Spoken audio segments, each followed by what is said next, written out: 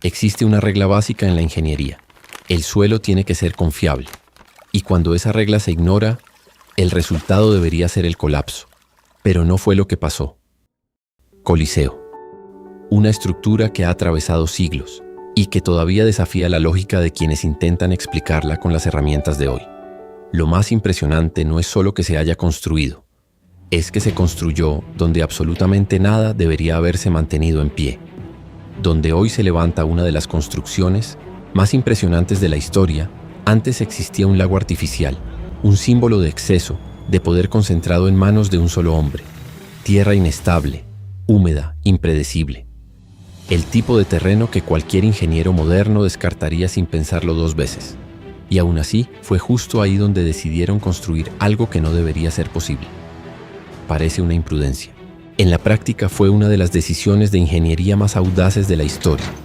Lo que parecía imposible ocurrió en uno de los terrenos más inestables de la historia. Sin electricidad, sin grúas hidráulicas, sin ninguna tecnología que hoy consideraríamos básica. Solo cálculo, organización y la fuerza de miles de brazos. Los romanos aceptaron un reto que rozaba la imprudencia. Y aún así, la estructura empezó a levantarse donde nada debería haberse sostenido. El Coliseo no nació solo como una construcción. Fue una declaración de dominio, un proyecto diseñado para durar a través de generaciones en un mundo donde la mayoría de las cosas no duraban. La pregunta no es solo cómo lograron construirlo, es por qué todavía no se ha venido abajo. Para entender la verdadera grandeza del Coliseo hay que mirar lo que existía antes. Roma cargaba cicatrices profundas. El gran incendio del año 64, a.C., sumado a la obsesión de Nerón por la grandeza, había transformado el centro de la ciudad en un espacio privado. En lugar de vida pública había un lago artificial rodeado de lujo, parte de la Domus Aurea, un símbolo de poder alejado del pueblo. Incluso años después, la ciudad seguía sintiendo los efectos de ese periodo. Había desconfianza, inestabilidad y una clara sensación de ruptura. Cuando Nerón cayó, el nuevo emperador, Vespasiano, entendió que necesitaba hacer más que gobernar. Necesitaba reconstruir la relación entre Roma y su gente. La solución fue tan simbólica como arriesgada. Ordenó drenar el lago. En lugar de un espacio privado, surgiría algo público. Pero no cualquier construcción, sino el anfiteatro más grande jamás proyectado hasta ese momento.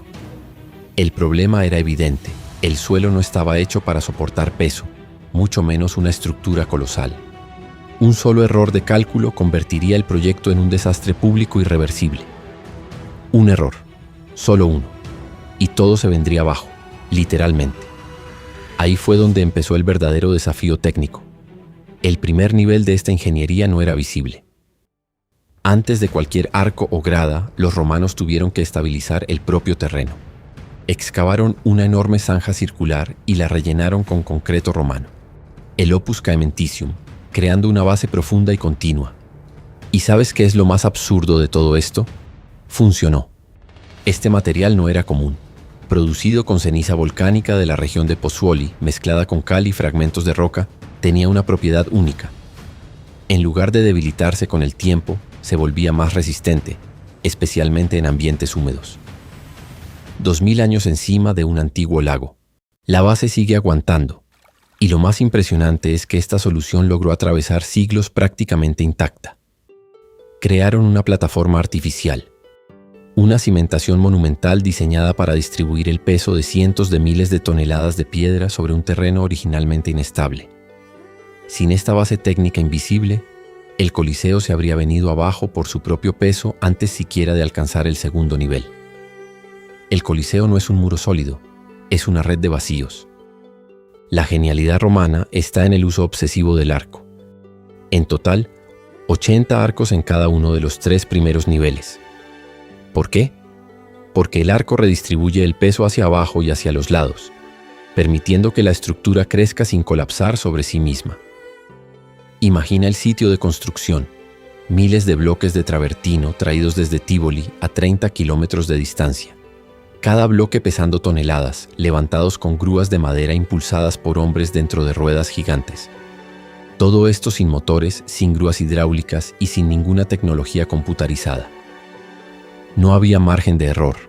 Los ingenieros usaban grapas de hierro para unir las piedras, sin mortero, confiando únicamente en la precisión del corte y en la gravedad. El sonido de Roma en esa década era el golpe constante del hierro contra la roca, 10 horas al día, durante 8 años seguidos. La ingeniería de un monumento no se trata solo de cómo se sostiene, sino de cómo funciona en el día a día. El Coliseo fue el primer estadio moderno, y lo más impresionante no estaba solo en la construcción, estaba en cómo todo estaba organizado. El sistema de entrada y salida, irónicamente llamado vomitoria, era una obra maestra del flujo de multitudes, 80 accesos numerados, y el resultado era un flujo de personas que ocurría sin parecer caótico en ningún momento. Se estima que el sistema permitía la entrada y evacuación de decenas de miles de personas en pocos minutos, algo extremadamente avanzado para su época, una eficiencia que muchos estadios modernos todavía intentan alcanzar. Imagina el contraste. Afuera, el caos de las calles romanas, el olor a alcantarilla y comida callejera. Adentro, un orden matemático riguroso. Cada ciudadano tenía su lugar según su clase social, guiado por escaleras radiales y pasillos internos que nunca se cruzaban.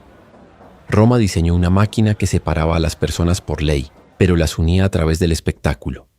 Debajo de la arena se escondía el verdadero secreto técnico: el hipogeo, un laberinto de 2 niveles de túneles y celdas. Ahí, la ingeniería se encontraba con una teatralidad brutal. Lo que ocurría abajo transformaba por completo lo que el público veía arriba. Decenas de elevadores manuales transportaban animales, gladiadores y escenarios hasta la arena, y lo que emergía de ellos lo cambiaba todo. El olor ahí abajo era insoportable: sangre seca, orina animal y miedo humano. El sonido era una sinfonía de gruñidos y del crujir de la madera y las cuerdas de cáñamo tensadas al límite. Era una fábrica de ilusiones. En un instante veías una arena vacía. Al siguiente, un bosque entero con leones brotaba del suelo. La ingeniería romana no servía solo a la estética, servía al impacto y al terror. El público veía magia. Abajo solo había ingeniería, cuerdas y miedo, pero había un espectáculo que desafiaba incluso la lógica del propio anfiteatro, y que durante siglos los historiadores se negaron a creer que fuera posible. Uno de los mayores misterios relacionados con el Coliseo involucra las naumaquias, espectáculos inspirados en batallas navales romanas. Hay indicios de que en los primeros años del anfiteatro, antes de la construcción definitiva del hipogeo, la arena podía ser inundada para representaciones acuáticas. Piensa en la presión hidrostática involucrada, miles de litros de agua canalizados desde acueductos lejanos, inundando una estructura de piedra para que barcos reales pudieran maniobrar y combatir. El Coliseo se transformaba en un gigantesco tanque. La eficiencia de la impermeabilización y el drenaje todavía sorprende a ingenieros e investigadores modernos. Era la demostración definitiva del pensamiento romano. Lo imposible era solo cuestión de tiempo y cálculo. En la parte más alta del Coliseo, la ingeniería romana miró al cielo y decidió dominar el sol. El velarium, una enorme cubierta de lona, operada por marineros de élite de la flota imperial de Miceno. Imagina el nivel de coordinación necesario para tensar cientos de cuerdas de lino alrededor de 240 mástiles de madera en la parte superior de la estructura. Era una vela de barco adaptada a tierra firme. El sistema permitía refrescar al público, creando una corriente constante de aire mientras protegía a la élite del brutal sol del verano italiano.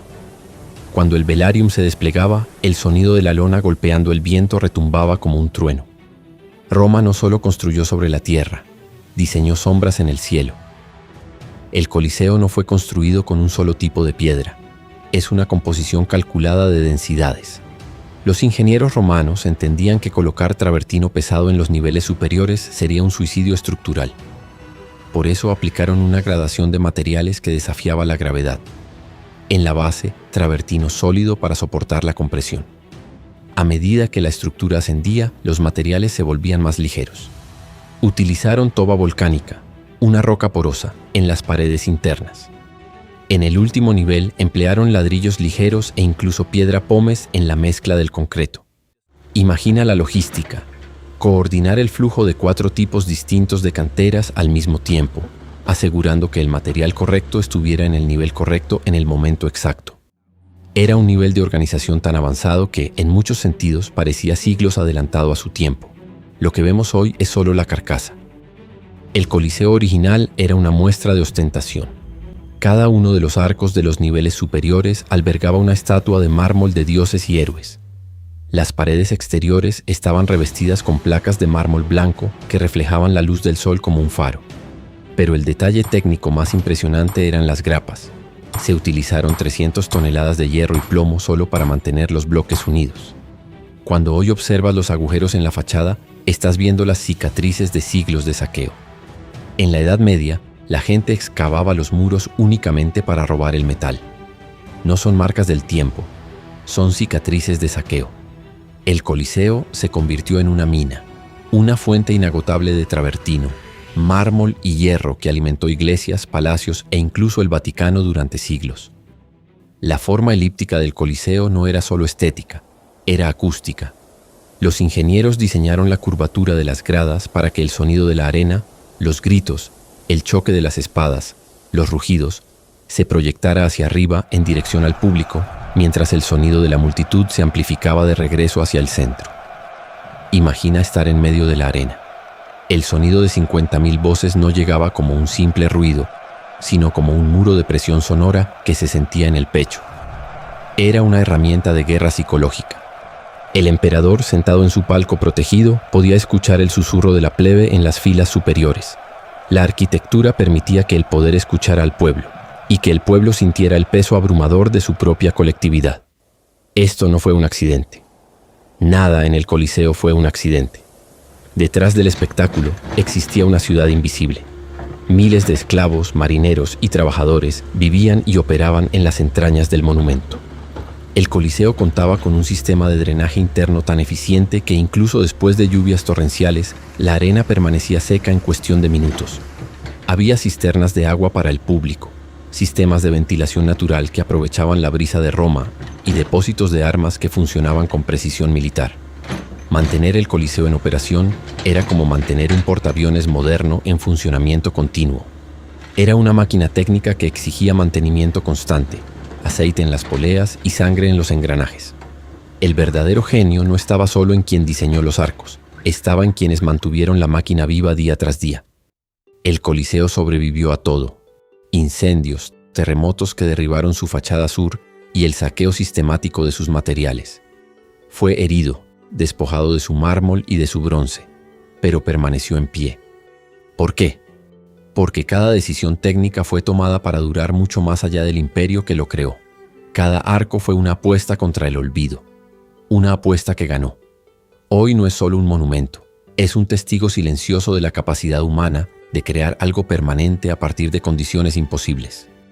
Enseña que el genio técnico puede sobrevivir a la caída de imperios y al silencio de los dioses. Cuando caminas por esos arcos, no estás solo dentro de un edificio antiguo, estás dentro de un sueño de piedra que se negó a morir. Roma desapareció, pero el Coliseo permanece como el eco eterno de un mundo que se atrevió a desafiar lo imposible. Y la ciencia solo entendió la razón recientemente. El concreto romano no solo resiste, se repara a sí mismo. Cuando se forma una grieta, el agua de lluvia reacciona con los minerales volcánicos y crea nuevos cristales que sellan la fisura desde dentro. El concreto moderno envejece y se agrieta. El romano envejece y se repara. La base del Coliseo hoy es más resistente que el día en que fue construida. Y en abril de 2026, durante trabajos de restauración, trabajadores encontraron columnas originales del Coliseo enterradas durante más de 1500 años, junto con la numeración original de las entradas que guiaba a los espectadores hasta sus lugares desde el siglo I. El monumento que ha sobrevivido a imperios, saqueos y terremotos aún sigue revelando sus secretos. 2000 años después, el Coliseo todavía no termina de hablar. Si te gustó este video, deja tu like, suscríbete al canal y compártelo. Y aprovecha para ver el siguiente video que está apareciendo en pantalla.